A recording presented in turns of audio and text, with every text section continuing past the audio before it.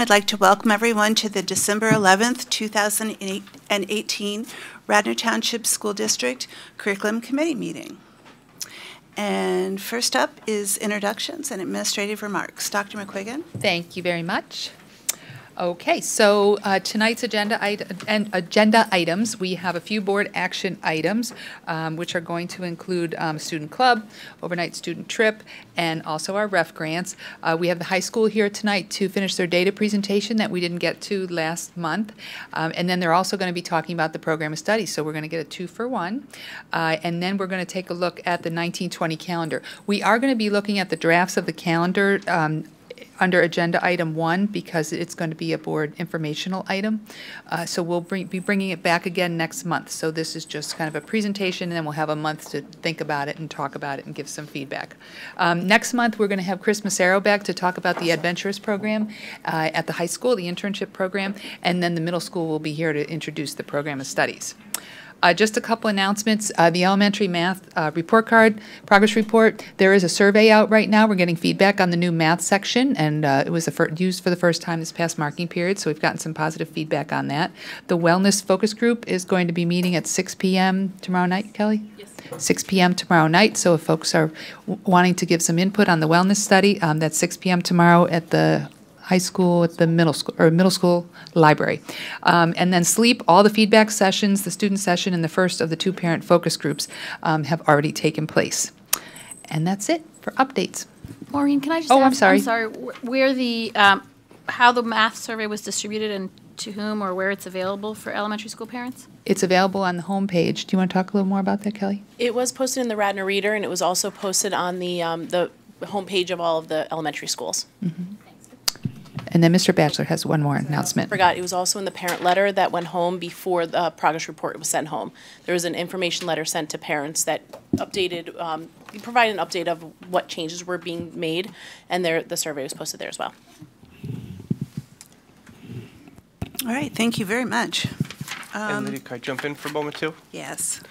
Just wanted to jump in administrative remarks and just mention, because this will be Dr. Kelly Murray's last meeting, I think, with us. So as we all well know, she has accepted a position at Abington and will be starting in the new year there. And before she leaves, we wanted to take a moment, though, just to thank her for all that she has done here in her position. And when I think about administrators and the impact administrators have, you know, you certainly have exemplified that opportunity to reach out to teachers, to impact instruction, to make our curriculum and our instructional program better, thanks to all of your efforts. I've received several emails from different teachers, K-12, who have just spoken so highly of all that Kelly has done here in Radnor and have spoken to about how much you will be missed. So on behalf of the administration and the school board, we wanted to present you with something and just thank you for your time here in Radnor. Thank you so much. Yeah.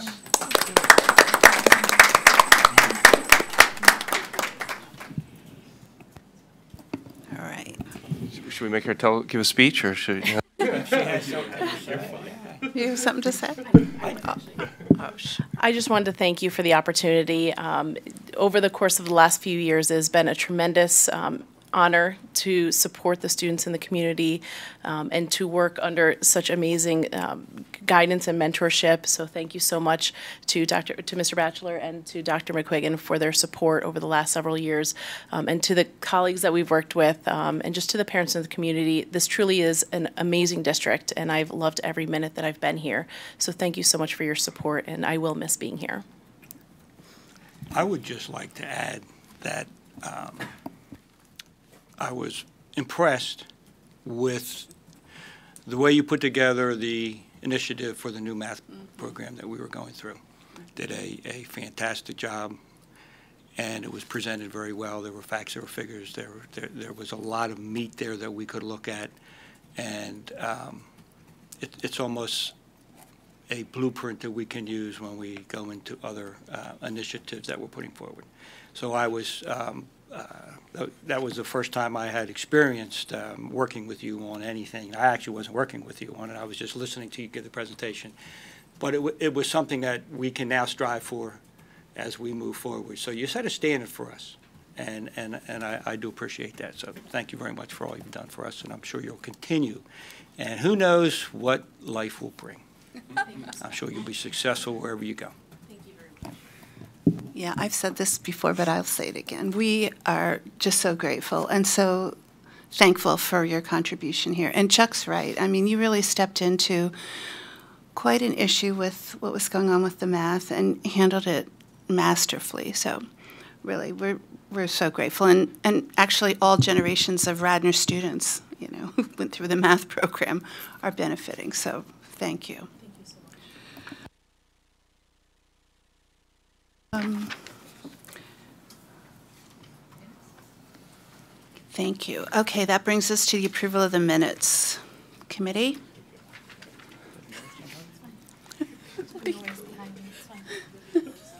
No, I heard too. All right, I believe the minutes are, Oh, sorry, we're amused rather easily over here. I don't think they're talking about the minutes, though. I think the minutes will stand The as minutes are written. fine. All right, and that brings us to the board informational items. Oh, thank you. All right. That brings us to public comment. Is there any public comment at this time?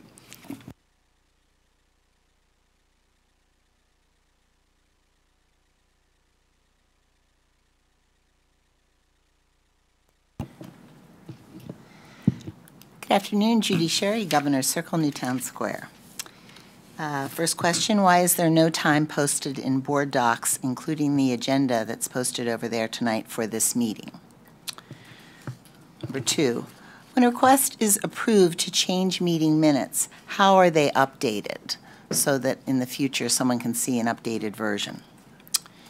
Regarding the Radnor High School program of, no, next question. In the October curriculum meeting, I asked, will the district offer more than one watershed program next year? The written response was, quote, as part of the middle school study, a goal was set to examine the integrated lottery and confirm that there is complete transparency around the process and that the current lottery allows for the maximum student participation. No conversations about adding additional classes will begin until these two items are confirmed, end of quote. So in November, I asked, how long will it take to confirm the lottery issues at RMS so that the administration can consider adding an additional watershed class? The response was, the first report out on RMS study goals is slated for February 2019.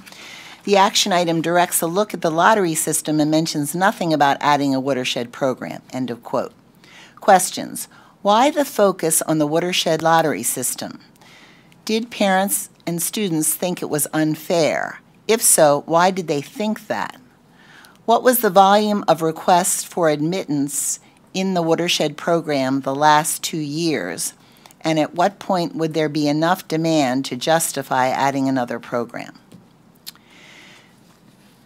Another topic. There are a number of goals listed under the Radnor High School Equity Team. The first is to recruit, hire, and retain teachers, administrators, and staff of diverse backgrounds. Does the district have a faculty and staff who reflect the racial and cultural diversity of our community and our student body? Is there an analysis or specific data regarding the diversity of its current staff? If so, will you share this information with the public? And does the district believe that canceling Mandarin instead of changing the way it was introduced and offered is moving the district to better reflect the racial and cultural diversity of our community and student body?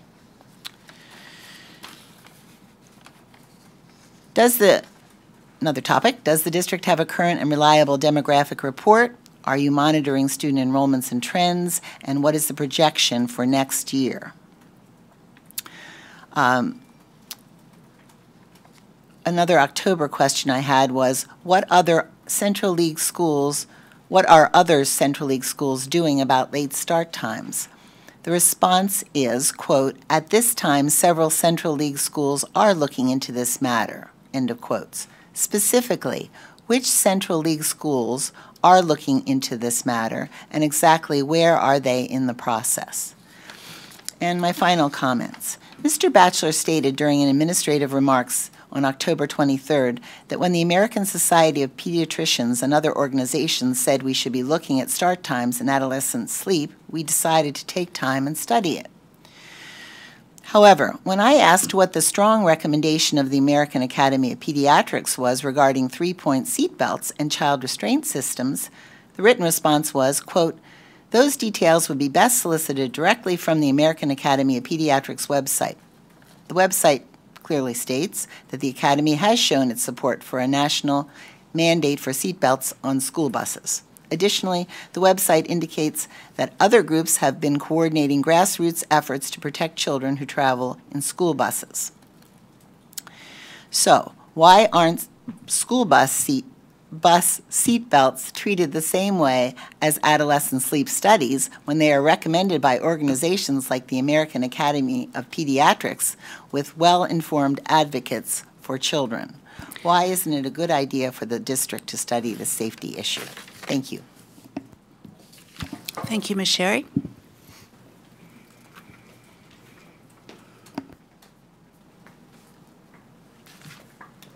Good evening, Cindy Bertil. I have a question, and I'm sure that when we go over the scheduling, the three different options for next year, 1920, that option, it appears that the approximate cost of the options drops when the number of student days drops, and to me that appears to be backwards, meaning you won't be paying staff and teachers for the no student days. So there's approximate cost of option 1 of 80,000, option 2, and there's 182 student days, 181, the cost is in half, and there's no cost for option 3. So I'll be interested to hear the reason for that. Last month we were given all kinds of assessment data on the schools, and I had asked a question, and and that was about grammar, having spoken with a parent of a student that is not receiving the same type of grammar education that her older brother did in the same grade. And the answer was that there is no change. And I guess the question is then why is the learning experience different 3 years later than it was? And we have brand new books. So I was not satisfied with the answer to that question on the Q&A sheet. Then also, there's an assessment data where they compare, and this has been the same ever since I've been following the sheets, the 16-17 PSSA scores. And it's Radnor Township compared to the state. Now, obviously, with the larger cities, public schools in the larger cities, there's going to be a huge difference in percentages that are of the advanced, proficient, basic scores. My question is it possible to present this data based on neighboring school districts so we can see how we're doing in TE, Lower Merion, Wallingford, Swarthmore as compared to that, rather than the comparison just doesn't make any sense because it's so different, presented that way. On going through what's going to be presented today about the high school, I had a question on the professional development for college prep students, and I guess not so much on a question about their development, but about other programs that the high school offers, since we seem to be heading in a direction that not everyone at Radnor is going to be going on to college, and there are other courses available. I was wondering if professional development and monthly meetings also occur for those teachers that are responsible for the other courses in the high school. And then I also had a question, and I apologize, there's one more. I did not realize that Radnor High School is now designated a Title I school. That was new to me. And my question, it looks like there are supplemental positions needed for the extra education and teaching that's being done at the end of the day. My question was the Title I funds that we receive, are those funds going to cover the cost of the supplemental teachers and programs. Thank you.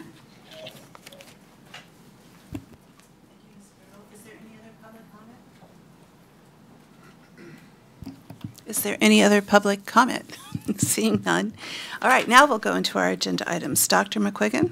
Okay, so now we're going to invite Dr. Kent up. He's going to talk to us a little bit about the calendar committee that worked this year and some of the options we're going to be considering over the next month. Thank you, Dr. McQuiggan. Good evening, everyone. Thank you for this opportunity to update you on where we are on moving forward with a recommendation for a calendar for next school year.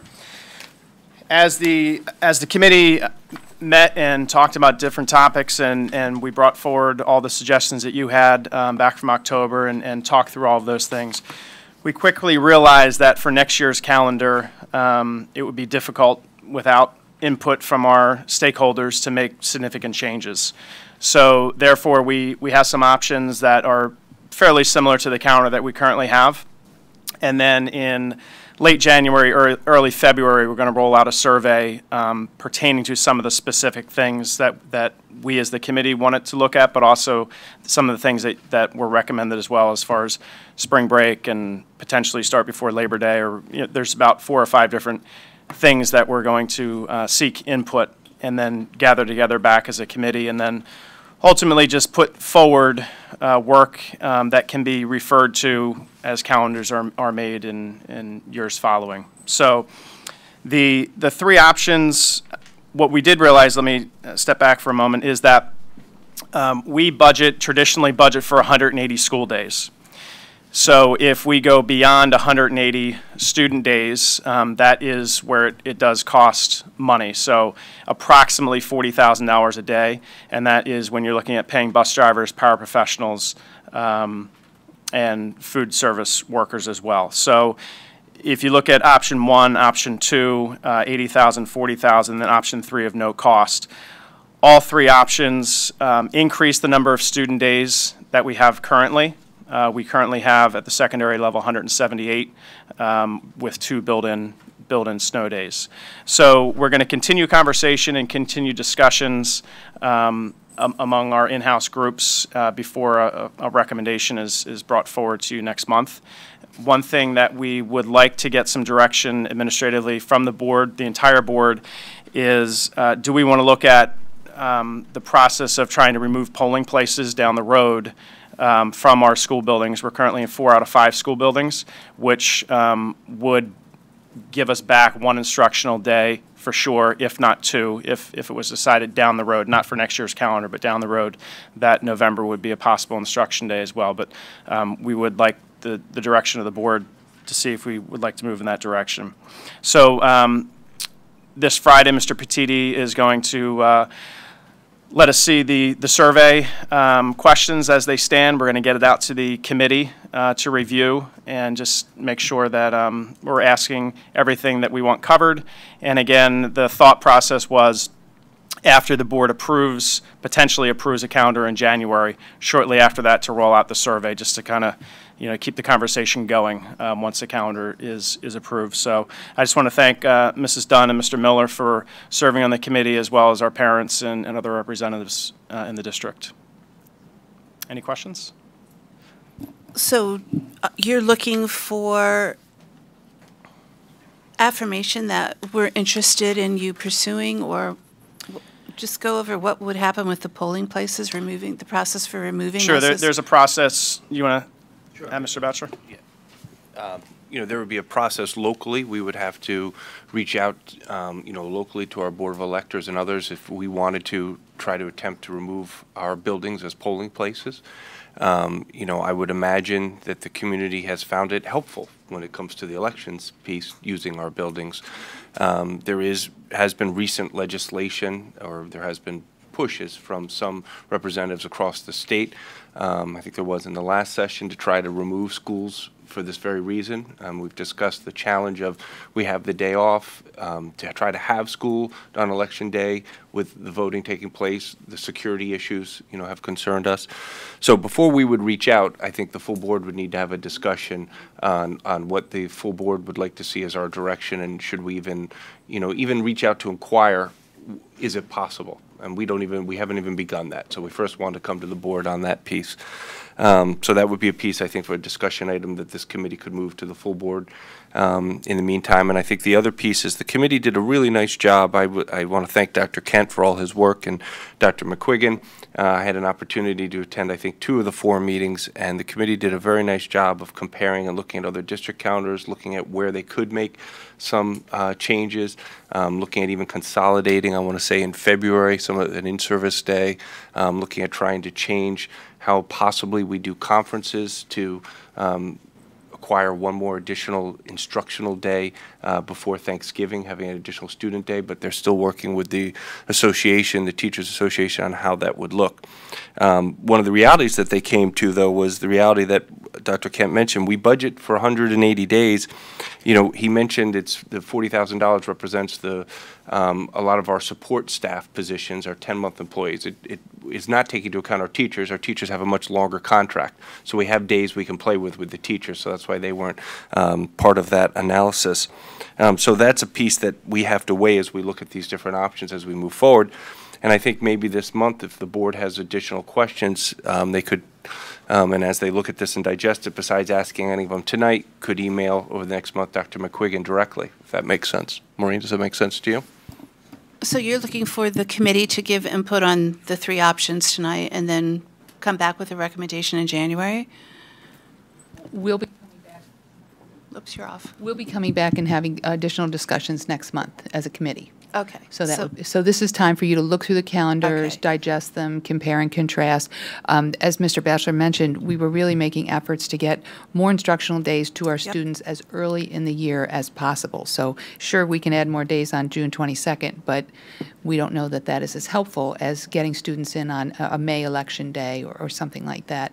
And really, I think the committee came to the conclusion that, you know, that's kind of low-hanging fruit. You know, if we didn't have the polling places, to have a day of school would really help us out a lot. I'm not sure that it was made clear, and maybe I have this wrong, but options 1 and 2, we would only incur those costs if we don't have snow days. So it's a little bit like you're rolling the dice, but typically we have snow days. So You're correct. Over the last 10 years, we averaged 3.3 emergency days, which snow days. Right. But it is a roll of the dice Right. that if you get a winner.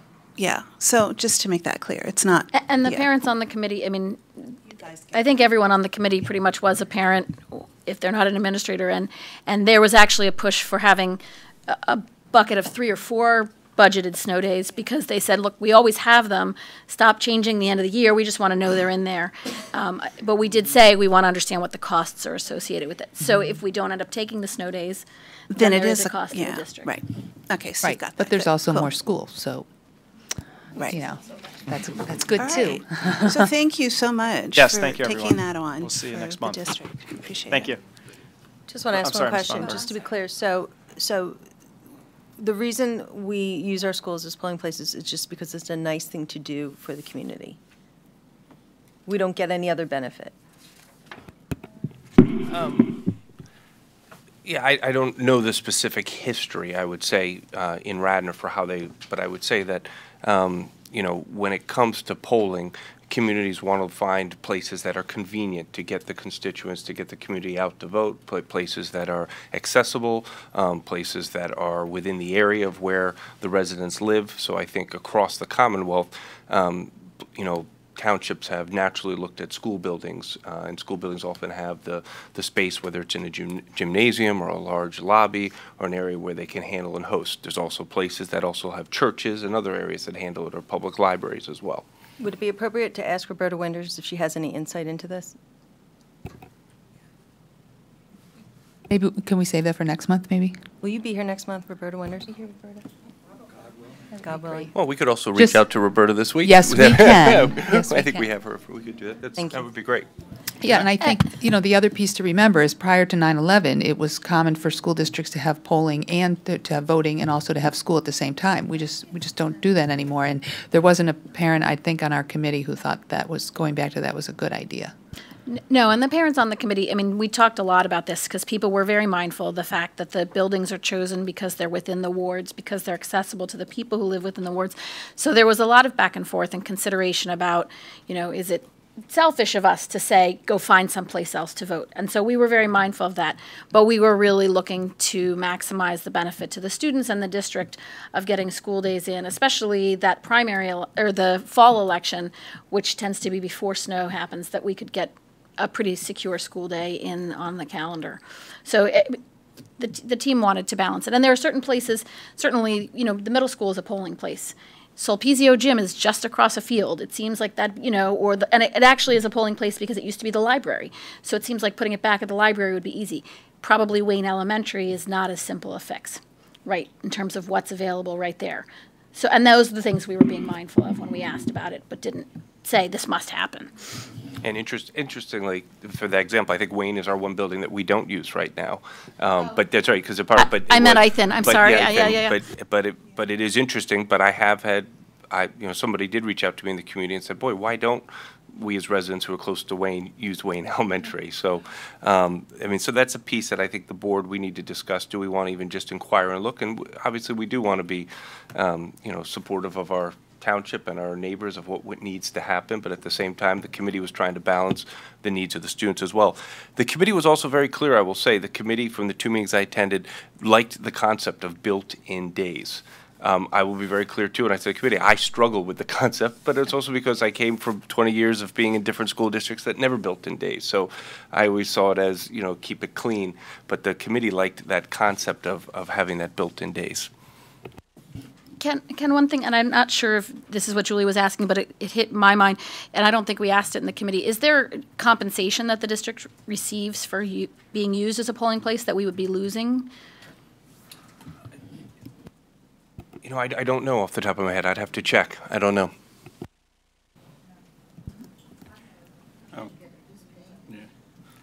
One of the things that I think Julia may have kind of been leaning towards is the fact that right now we're beginning to move different things away that we used to teach. We used to use the election as a teaching moment. We used to have, actually, when I was in school, actually I could vote because I was a little older than most people, but that's a whole, we won't go into that. But anyway, so we began to move certain things out, and civics, for instance, we moved out. We said we're going to put that embedded within the curriculum. Well, it kind of has kind of faded away, and it's to the point where now the legislator wants to test our kids to see what we're teaching our kids. So there's a bit of a mistrust between the state and what we're doing. This, I think, can be viewed as something where we're moving a process away. Now the kids are no longer in there, which for, like we said, for the 9/11 piece, that was a movement that, I tend to agree with that. But I think what we need to do is to supplement what we're teaching about the elections then, if we're not going to expose the kids to those. We actually had mock elections, presidential mock elections at the high school, and we saw who Radnor voted for, the president. So I think that's the only troubling piece that I have. And since the kids are not there now, it would be a great opportunity. We bring them back, and we can use that as a teaching moment about election. I'm not putting a mandate on anybody, but I'm just saying that would be an opportune time to do that. So I'd be in favor of that. Okay, well, this is going to come back before the committee. So let's move on now. We have people waiting to present. Thank you very much. Thank you. As the next people set up, I will just mention too, we did have at the high school, I was invited this year to see the debates for for the governor's race, for the legislative races, and different students actually at the high school portrayed the different candidates. They had campaign teams, and they entered into a debate, which they actually taped. I'm not sure if they actually voted at the end. I can't remember if they actually voted, but they actually performed the debates as if they were the candidates, it was very exciting. It was very interesting to hear, and they billed it as an opportunity that for the administrators and adults who came, that if you want to learn more about the election, and you're not sure who to vote for, they did it before Election Day, so it was great. Very nice. Okay, so in addition to the high school program of studies, we have a couple other board action items for you to consider. In your packet, you received a new student club, which was related to the Physics Olympiad, and there was an attachment there giving you a little bit more information about the USA Physics Olympiad. We also have an overnight student trip for the squash club that is scheduled to happen in January, the end of January. Sometimes they get caught with weather. So they'd like to have that pre-approved. And then you have the list of REF grants. REF is willing to donate to Ithan Elementary School almost $15,000 for flexible seating, similar to what we talked about at the high school a while back, where there'll be different alternative furnitures in the classroom where the teachers can mix students up into different groups and students can sit on different types of furniture and interact in small groups in different ways. The after-school transportation for Radnor High School is part of the high school after-school program that we're going to be starting after the new year, and that would be a bus that would take the students who participated home from school each day. Mini-thon we had last year at the middle school for the first time. REF is going to be sponsoring that for a second time. It's related to the thon from Penn State, so this is a mini version for middle schools, $1,000 from REF.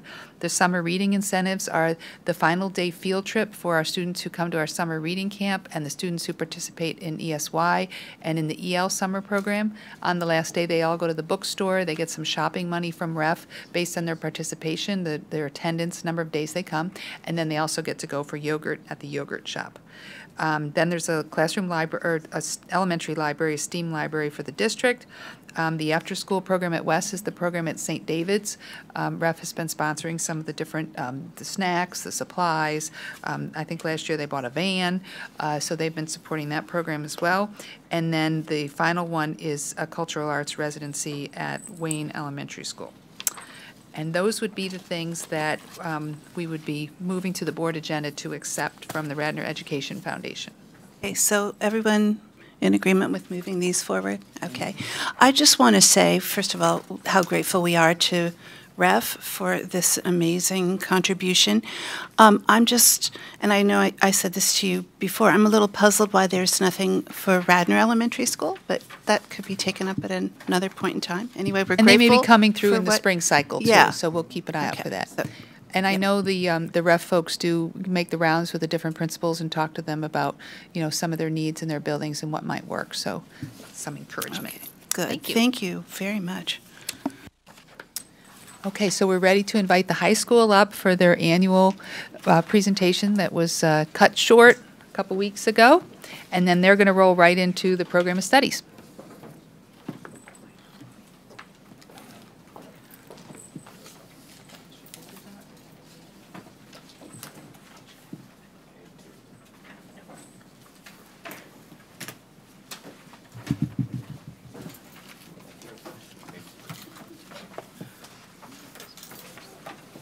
Thank you.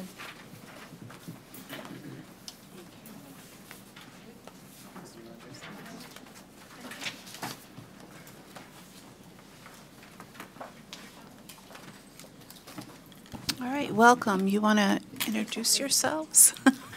Good evening, everyone. Thank you for having us. Mrs. Kevkis and I are excited to speak tonight. Obviously, I'm Dan Bertil, the high school principal, and we get a chance to talk a little about the data and achievement both for last year and the action items that we've got planned for this year.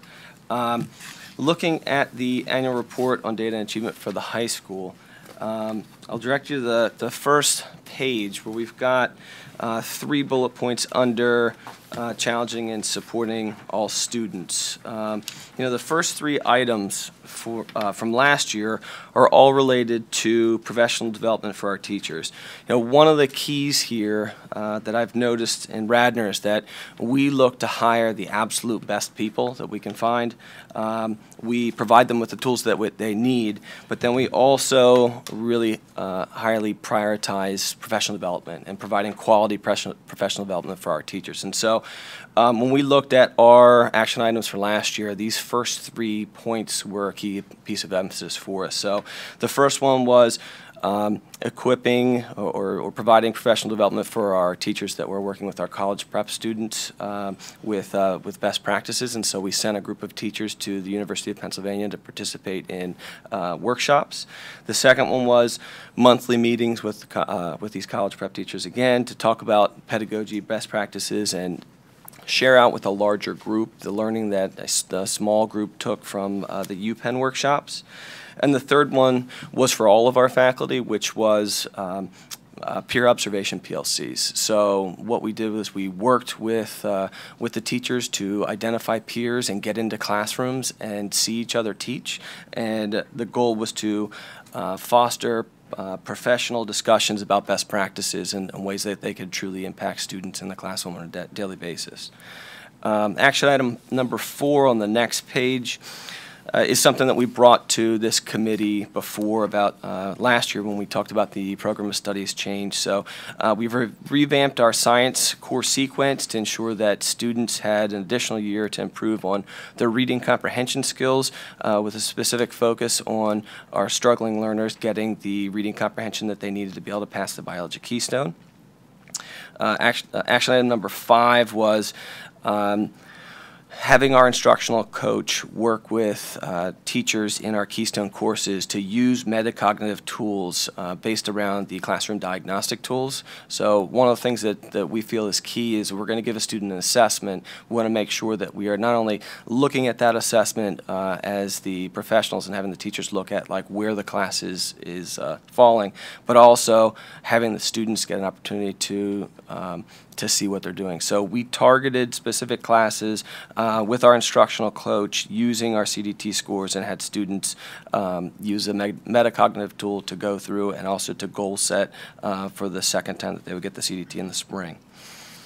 Lastly, as you're aware, we went through a one-to-one technology initiative last year, and so we started last year with the migration to Office 365, which we've had success with this year, and also with MacBooks and having the teachers being early adopters. And so that's one of the things that we really worked on last year. So those were our action items. If you go to the next page, Mrs. Kevgis will speak about our action items for the 18-19 school year. Hi, everybody. Thanks for having us. As Mr. Bechtold said, we have a number of action items already in progress at RHS and some new ones as well. The majority of our action items this year continue to focus on the district's goal to challenge and support all of our students. We will continue to put programs in place to address our students' needs. Let's take a look at action items 1 through 3 first, because they really are collective. So items 1 through 3, this past year, RHS became a Title I school, which afforded us the funds to offer an extended learning program at Radnor High School. The program will be open to all students and will cover the 4 core subjects: English, math, social studies, and science. The program will be offered 2 days a week on Mondays and Wednesdays from 2:45 to 4:15. This is a program that we've had in the past, probably around 10 years ago now. It was very successful in the past, and I'm really, really excited to bring it back. We recently, heard from REF that it's been moved on, and hopefully the grant will be, get final approval. But we're very excited, that it's progressing. In addition, Radnor High School has created an equity team to help address diversity, equity, and inclusion. Our team is currently working to develop our goals for the next couple of years. In November of this year, we had the honor of working with Dr. Caprice Hollins of Cultures Connecting to identify the mission, the vision, and the purpose of our team. You'll see that work reflected at the end of the data report. Dr. Hollins also worked with the entire RHS faculty, and she received rave reviews. The faculty felt that it was one of the most beneficial workshops in their time at Radnor. It was truly inspiring to see all of our faculty have some truly open and honest conversations with one another. Mr. Bechtold and I would like to take a minute and thank Mr. Batchelor and Dr. McQuiggan for all of their support to help make this happen. We will continue to address our professional development for our college prep students to help address the needs of our historically underperforming students working with the Delaware Valley Consortium of Equity and Excellence through the University of Pennsylvania. Workshop topics this year will include things like trauma-based education, creating student resilience, and transformative student voices for equity. This year, we will also include students at one of the workshops and our school counselors at another to help broaden the scope of our work. Item 4 talks about the Keystone exams. We will continue to work with our Keystone teachers and use the results of our CDTs and our previous year's Keystone performance to help guide our instruction in the Keystone Tests courses. Students will again work with our instructional coach, Fran Meisner, to help set goals using a metacognitive tool. Item number 5 addresses the high school's writing goal. Radnor High School is in the process of researching Feedback Studio, formerly known as Turn It In. This program was initially solely an originality checker. However, the program has expanded to become a powerful resource for teachers to provide personal feedback to students in a timely fashion and to support their growth as writers through revision. Over the next 2 months, we will be traveling to neighborhood high schools and universities to discuss their experience with the program. We actually went down to Lower Merion, 3 weeks ago? And we have a phone call conference with Conestoga in a couple of weeks, so we're moving along with that. Item 6 addresses our 339 plan. Radnor High School is in the process of solidifying their plan, identifying all 8 pieces of evidence required by the state. For those of you that are not familiar with the 339 plan, it helps students focus on academic, career, social, and emotional development from the time they are in elementary school all the way through their secondary education. And finally, item 7 addresses our district goal for technology. Last year, as Mr. Bechtold mentioned, we did a technology review where technology expectations were created for all teachers K through 12. These expectations were divided into tiers with the goal of all teachers achieving Tier 1 expectations by the end of this school year. All PLCs at Radnor High School this year are focused on technology solely. We are so fortunate to have Virginia Glatzer at the high school 2 days a week supporting our faculty. This continued support has truly made all the difference in the world. Change is often hard, and moving to a cloud-based platform has presented some challenges, but our faculty has truly risen to the occasion and have really worked hard to learn the new system. At this point, I'm going to turn the microphone back over to Mr. Bechtold to tell you about some wonderful achievements. So if you flip to the very end, there's a number of reasons to be Radnor proud. You know, at Radnor, we have a lot to celebrate. We always look for ways to improve. However, I think it's important to make sure that you get an opportunity to really look at the accomplishments that the students have done. And so I'd like to thank the students and parents, the faculty and staff for their efforts, as well as the building and central office administrators and the board for their support. We had significant ACT scores, SAT scores, our Keystone scores were strong. We had more AP scholars than we've ever had. We were significantly up in National Merit Scholars. So again, we're always looking for ways to improve. There's certainly areas that you can identify to improve upon, but we've got great kids at Radnor High School. We've got passionate staff that love working with them, and so there's certainly a number of reasons for us to celebrate.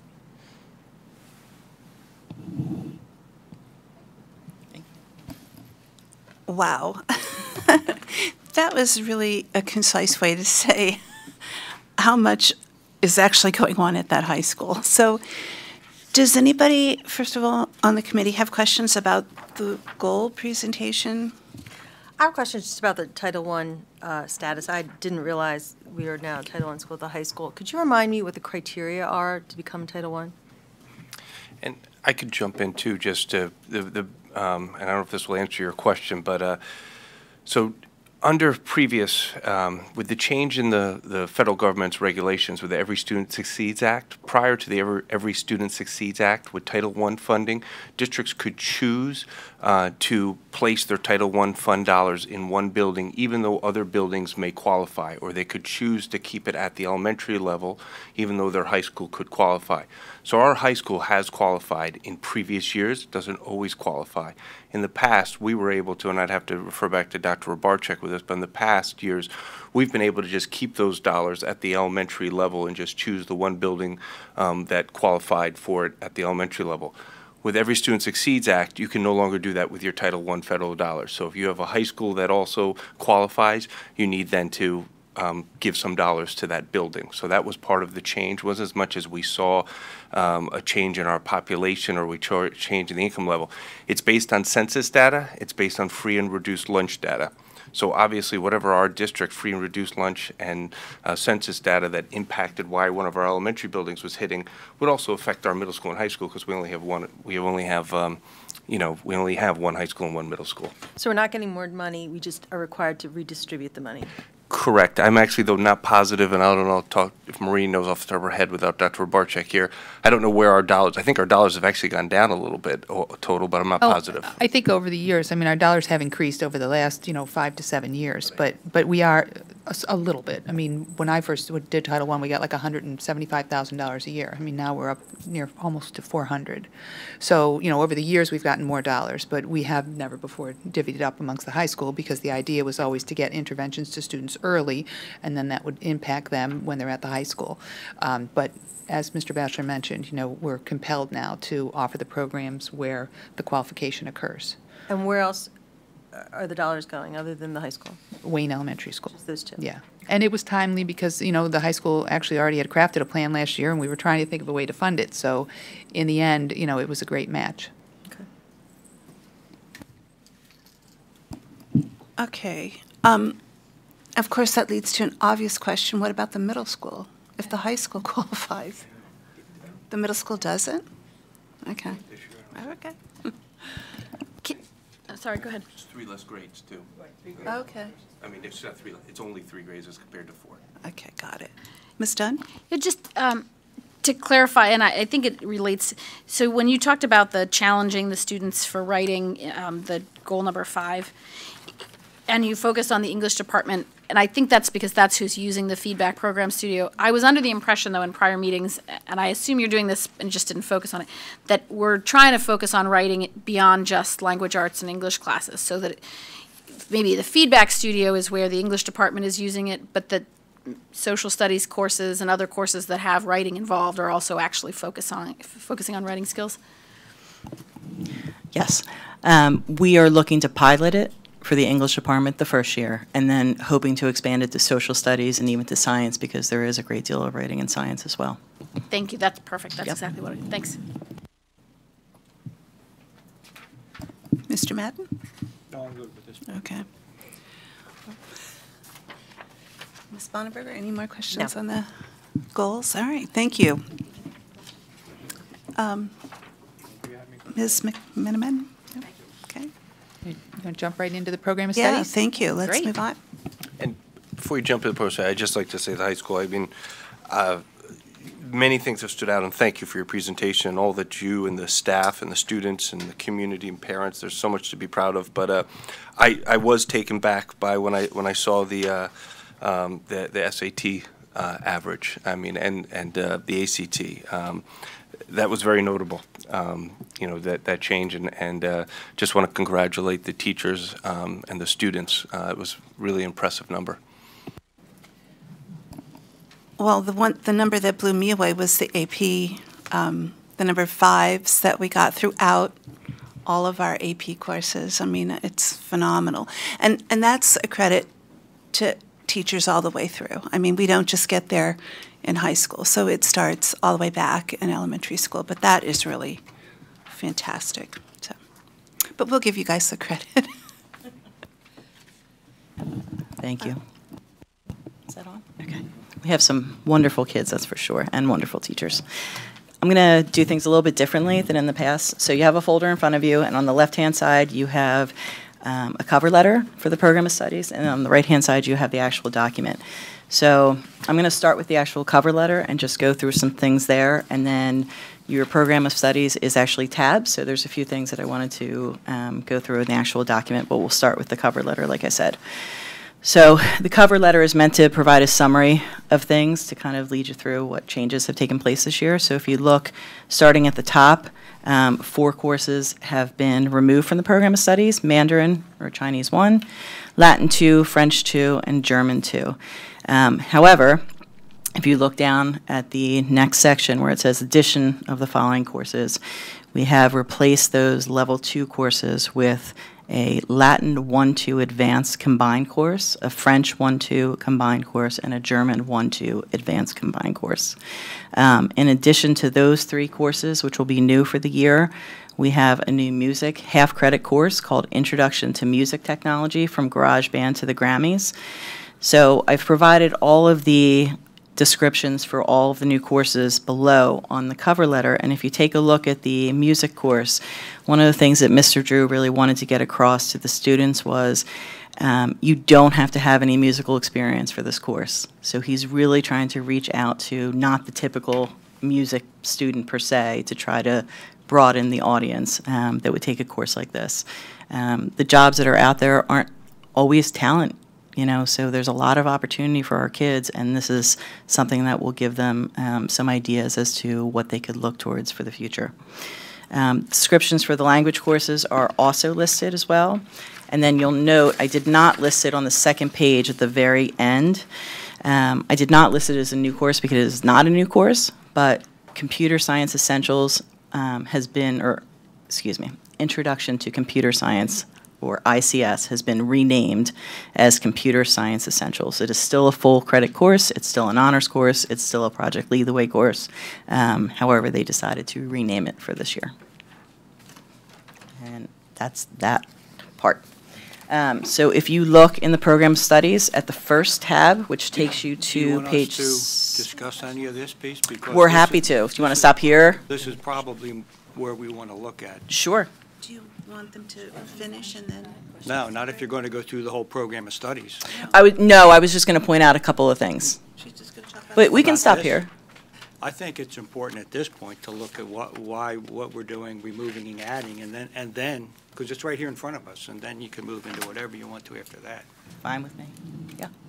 Anybody have any questions? Yeah, I did, but Yeah. I guess I just want to make sure that it's, Well, so I thought that we were just going to finish the 3 changes here, and then we'll have the opportunity to ask all the questions about all of this. Well, I would prefer to ask questions. It's Okay. just right here. Go ahead. You put this Mr. together, Madden? that's the problem. If you put something together Go for right us that ahead. summarizes what you've done, I think that warrants us to look, is this important? Absolutely. Absolutely. That's why you summarized it, and that's why you gave it to us to look at. so can you clarify, who would have taken Latin 2 before, that it's being removed? Let me ask it in a less politically correct way. Are we offering Latin and are we offering these languages as a 1-2A because they're not prepared when they come out of middle school to go straight into 2? No. Okay, so that's, these so courses, just clarify for everyone what the purpose of these courses are. Correct. So these courses were put in place to allow students to have mobility and choice. The way that our current structure is set up is students select a language at the end of their 6th grade year, and essentially they're locked into it. So if you choose Spanish in the end of your 6th grade year, you're taking Spanish 1 Part A in a 7th grader, and you're taking Spanish 1 Part B essentially as an 8th grader, and then a lot of times you're scheduled for Spanish 2 as a 9th grader. We have offered Latin 1, French 1, and German 1, and they don't typically run.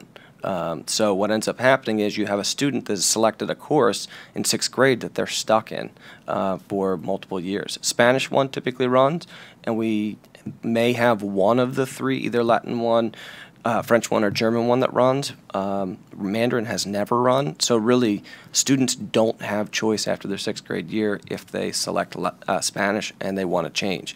So what we did was we met with the World Language Department Chair and representatives from each of the languages and spoke about making sure that we have opportunities for students that would come into the district. Because if you have a student that moves in from a private school that wants to get involved in a language, really their only choice is Spanish, because that's the only course that's running after the school year starts, Spanish 1.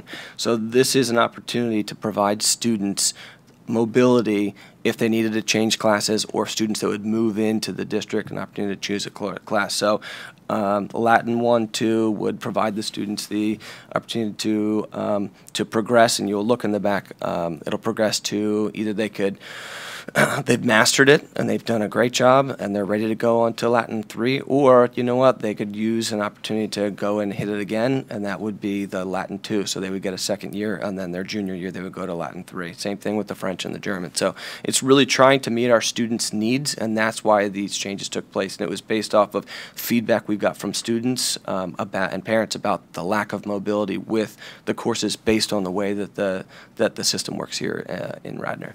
So if a student finishes French in the middle school and wants to continue French in the high school, they're not going to go into this class, though. They're going to go into a 2 honors class.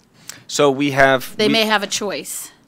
So for languages, they're recommended, just like social studies or English or math or whatever. So the recommended courses at the high school, we've got override forms that parents can fill out. So again, as the principal of the high school, my expectation is the teacher's a professional. They know where the student's at. They know the curriculum for the next course. Recommend the student where you feel is the most appropriate and stand behind that. And as a parent, we give them, the parent and this child, the opportunity to say, you know what, we want to override the teacher recommendation and go into a more challenging course, or underride it and go into a course that, because based on whatever extracurricular activities they have, because they need a lighter load. So we do provide parents and students the opportunity to choose their levels, either moving up into honors or moving down into an advanced course. Thanks. So I understand the intent is to give more opportunity for someone who wants to start a new language. It has been my observation, I've heard it, I've seen it, it seems to handicap that student in the level 2 class, because the content is sort of being watered down as opposed to being pushed up. And I've seen and heard stories about when it comes time for that student to want to go into an honors class or an AP class, they're behind because they weren't challenged as much as they would have been if they were sort of with their own level.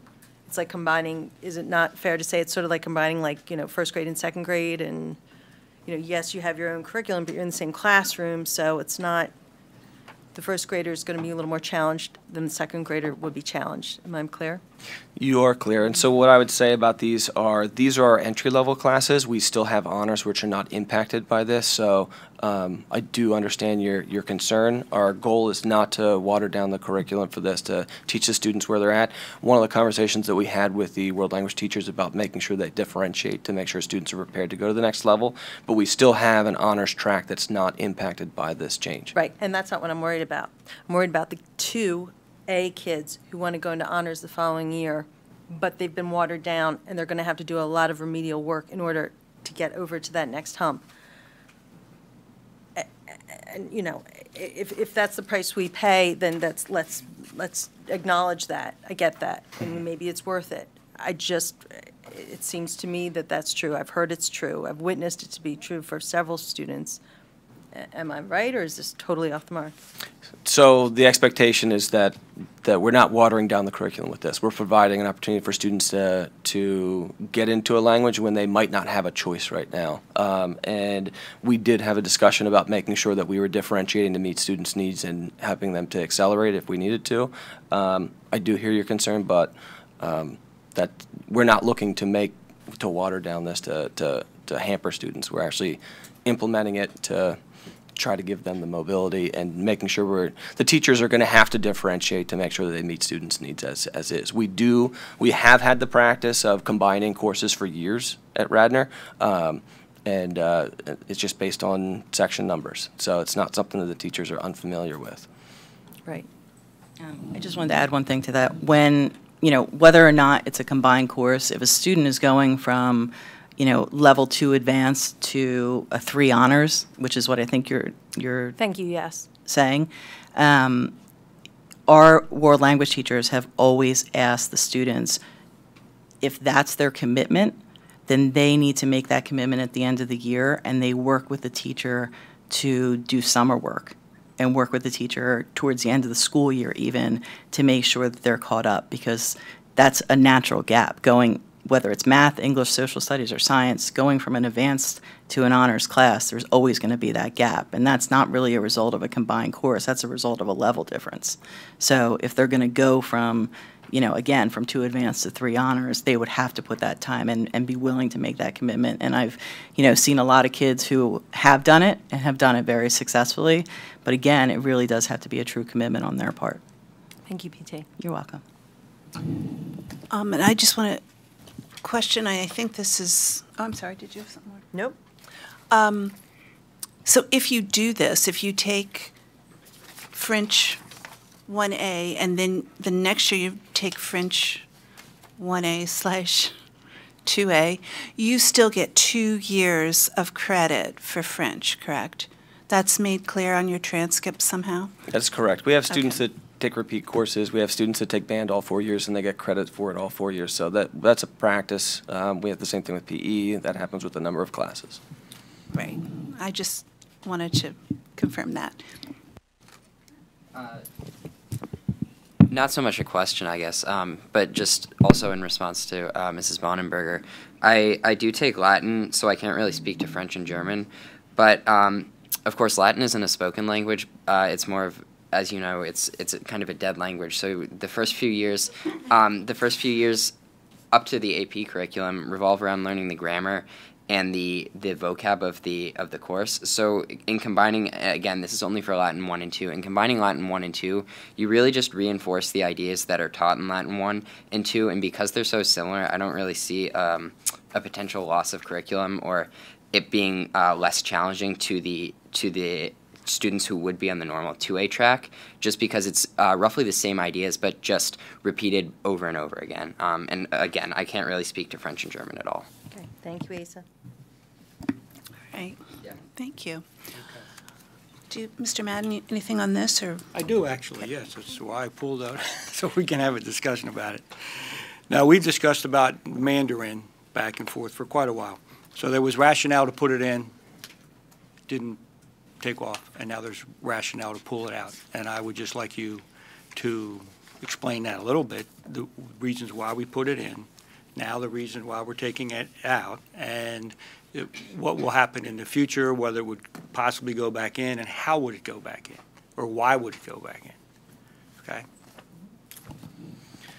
So, see Dr. Kearney over there, there was a curriculum review that Dr. Kearney oversaw, that people were surveyed, and there was interest in, I'll say, alleged interest in running the course.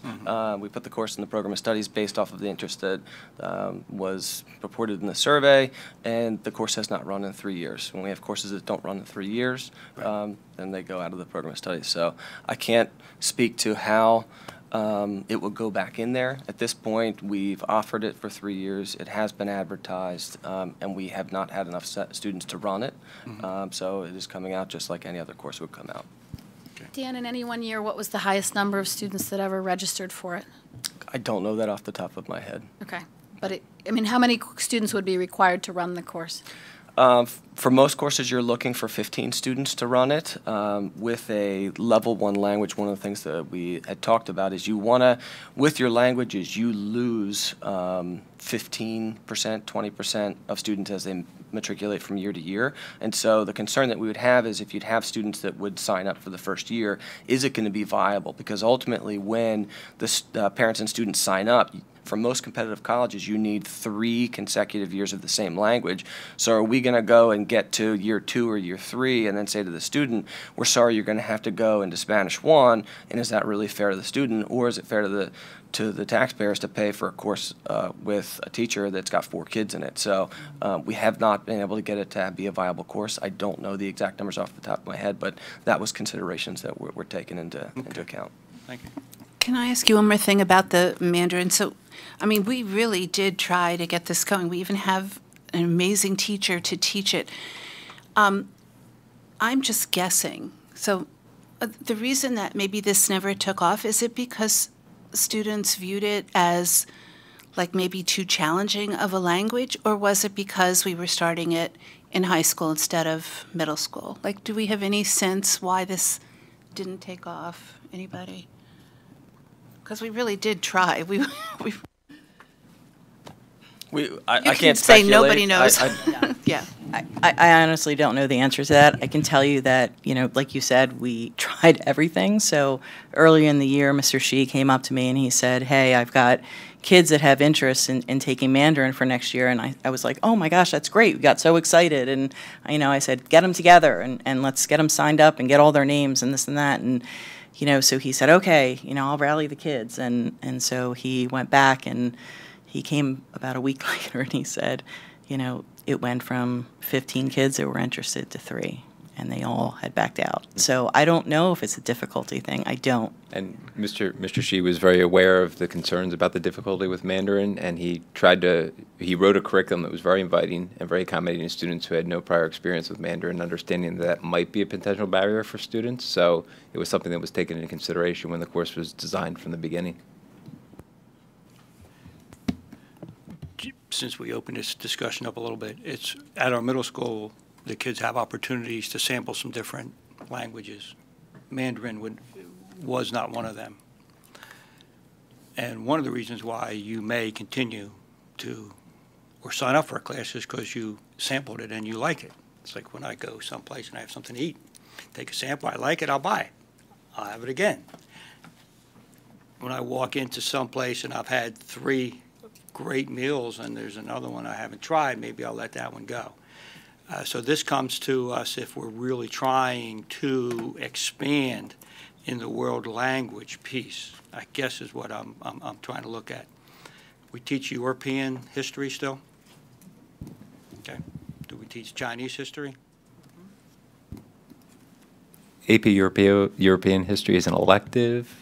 We do have a World Studies course and also a World Geography and Cultures course. We do, but I think one of the last meetings I was at, I talked about being parochial. I think we're being that a little bit here. We're being ethnocentric as far as America goes, and I think we need to look at really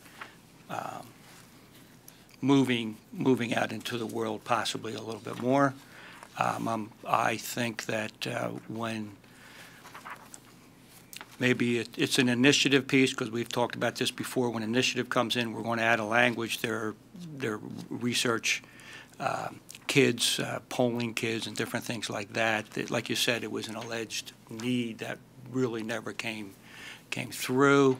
I think it could be based on the concepts that really never were explored.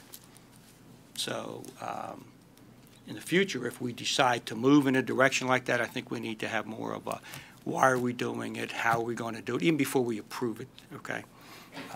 If you remember FLES, okay, from years ago, that never got any footing here, but it did elsewhere, and then it was removed because basically of funding.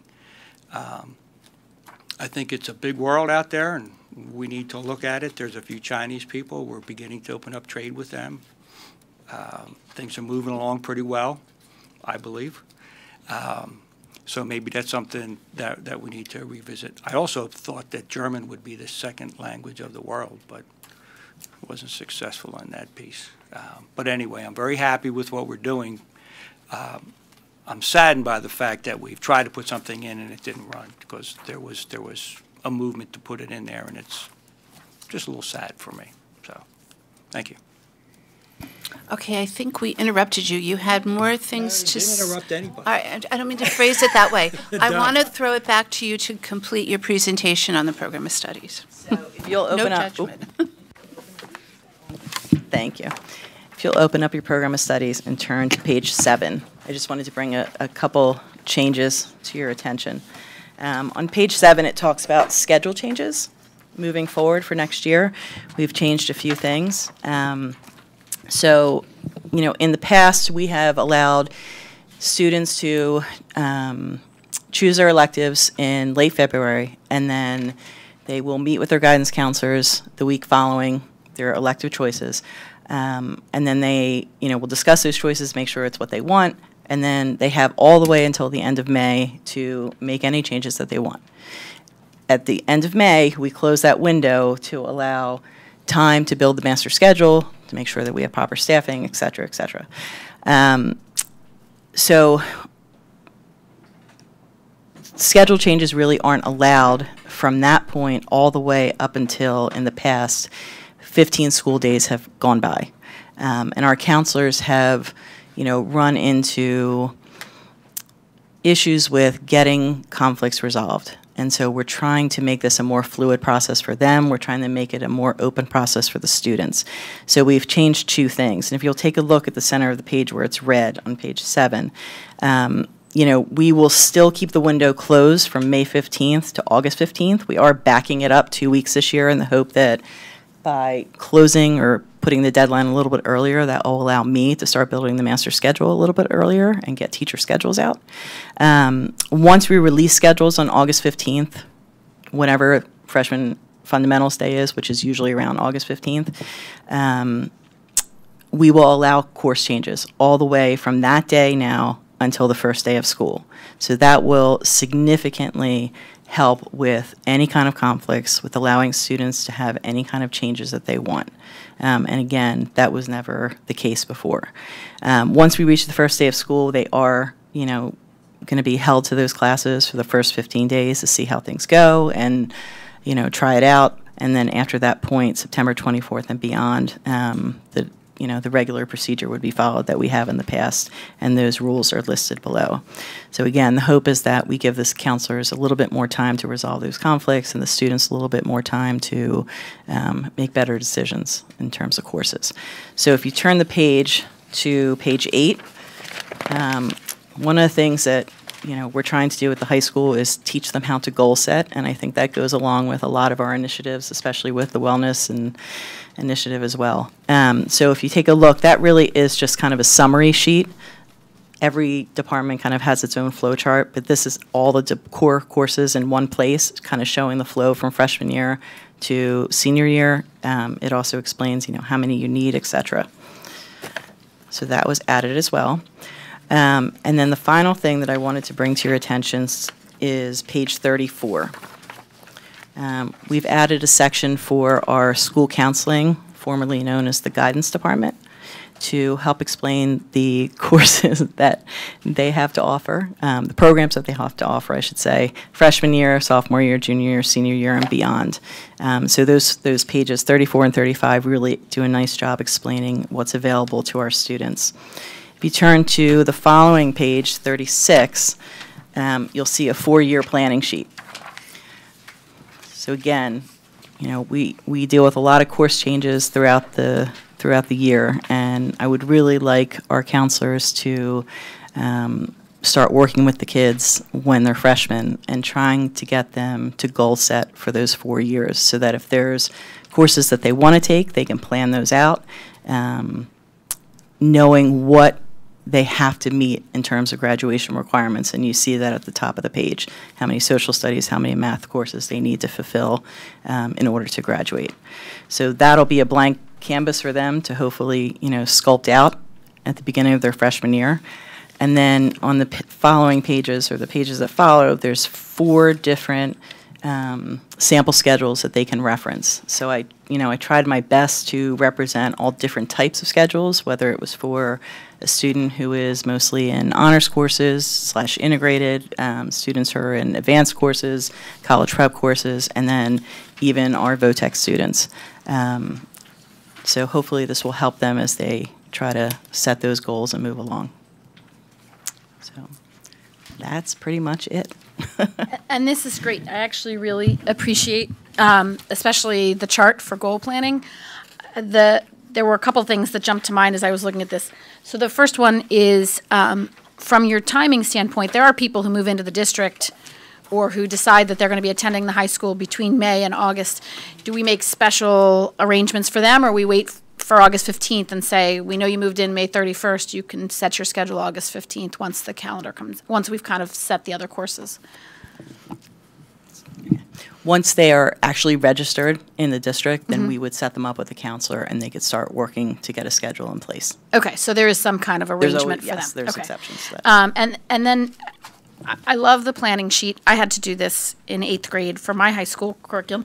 And I guess my question is, you keep saying freshman year. I mean, shouldn't our middle school counselors be doing this with the 8th graders? And I mean, I know you don't have control over the middle school, but it seems to me like we're perhaps they could do a preview of this in 8th grade and then maybe revisit it in 9th and change their opinions once they've gotten there. But it seems to me like this would be a really valuable tool for the 8th graders to work on before they ever show up, since they have to submit their requests, I assume, by May 15th to you as well. So, as you said, I don't really have any purview there. However, I do go down in January to speak with the 8th graders, and this is something that I do plan to speak with them about. Okay. I'll share it with the guidance counselors, and one of my thoughts was to have them take a look at something like this at our freshman fundamentals, and really, take a look there as well. Okay. Yep. Maureen, you have Maureen and Ken, you guys can ask the middle school to make sure this is getting implemented, right? Yeah, and they do get copies of Okay. the program. I mean, they pick their courses. The 8th Okay. graders are picking their courses out of the same program of study. But So it seems like doing even the full 4-year proposed planning, even if it's not what they end up sticking with, would be helpful all around. Okay. thank you. Thank you very much. Mr. Madden? Good. Okay.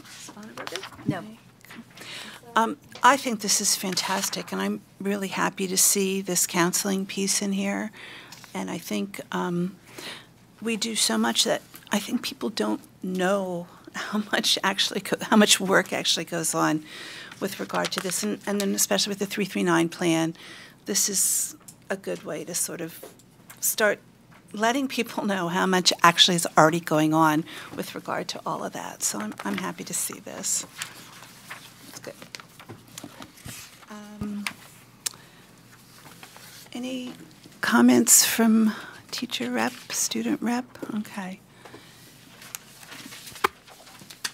Let's see. Dr. McQuiggan, any more? I've lost my agenda, so No, is there anything I more lost on mine there? too. No, we're finished for today. Thank you. Too many agendas. All right, thank you very much. Thank you. Thank you. I found it. That brings us to any new business? New business, committee members? Sorry, my microphone was off. Seeing none, that brings us to our last round of public comment. Is there any public comment, please?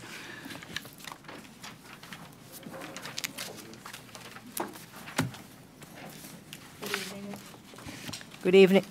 Roberta Winters, 326 Williams Road in Rosemont, and I wanted to also wish Kelly well in her new endeavors, and given that we have similar backgrounds, I can tell you she knows what she's doing. Secondly, I would like to request at the high school, in looking at their goals, perhaps define metacognition for the public, because I'm not sure people understand what that means, and it's certainly significant in your goal directions. And further, when you look at reading comprehension as something that you're focusing on to help students specifically in biology, that you may want to focus specifically on the importance of reading and comprehending the illustrations in science textbooks. I think that's an area that's been long neglected, and I've found it very helpful in work I've done with students who are struggling because they never bother to look at the pictures. And finally, I would like to commend them for their continuing efforts to promote equity and inclusion at the high school. I know we have diverse students, and I'm not sure they always feel that they're included. And finally, I would like to thank the high school administration for their efforts to provide greater flexibility for students and guidance in their decision-making. Thank you. Thank you. Is there any other public comment?